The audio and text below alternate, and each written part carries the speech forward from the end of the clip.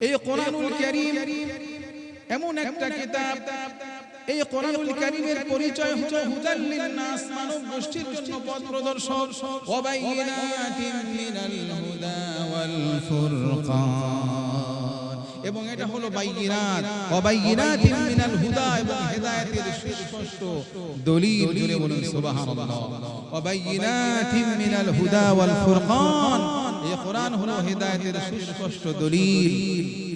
কেমন করে দলিল হলো এই কোরআনুল কারীম? দেখেন, পৃথিবীর মুখে বহু ধর্মগ্রন্থ রয়েছে, বেদ রয়েছে, বাইবেল রয়েছে, ত্রিপিটক রয়েছে, জিন্দাবেস্তা রয়েছে, মহাভারত রয়েছে। আপনারা কি দেখাতে পারবেন একটা গ্রন্থের হাফেজ রয়েছে? দেখাতে পারবেন কেউ? বেদের হাফেজ আপনি খুঁজে পাবেন না, বাইবেলের হাফেজ খুঁজে পাবেন না, তাওরাতের হাফেজ খুঁজে পাবেন না, ইনজিলের হাফেজ খুঁজে পাবেন না, ত্রিপিটকের হাফেজ খুঁজে পাবেন না। কেবলমাত্র শুধুমাত্র একটাই গ্রন্থ রয়েছে আল্লাহর এই জমিনের মধ্যে, তার নাম হলো কোরআনে কারীম। জোরে বলুন, নাম কি? কোরআনুল কারীম। এই একটা মাত্র কিতাবের অসংখ্য হাফেজে কোরআন এই জমিনের মধ্যে পাওয়া যাবে। জোরে বলুন, কথা বলুন ঠিক কিনা? সম্মানিত কথা বলুন ঠিক কিনা?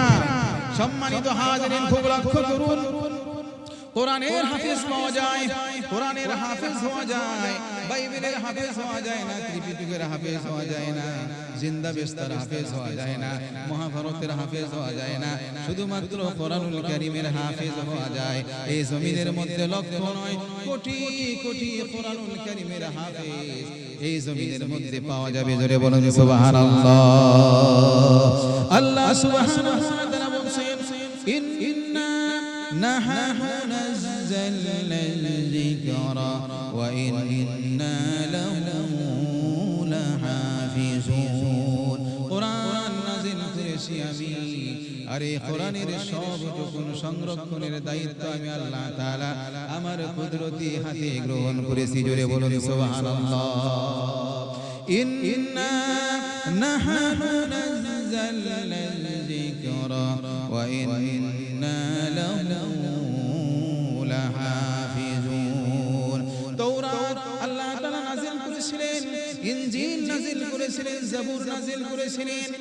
এগুলোর হেফাজতের দায়িত্ব আল্লাহ তাআলা গ্রহণ করেন নাই, এগুলোর হেফাজতের দায়িত্ব আল্লাহ তাদের অনুসারীদেরকে দিয়েছিলেন। তোমরা এর হেফাজত করবা, তোমরা তাওরাতের হেফাজত করবা, ইনজিলের হেফাজত করবা, জাবুরের হেফাজত করবা।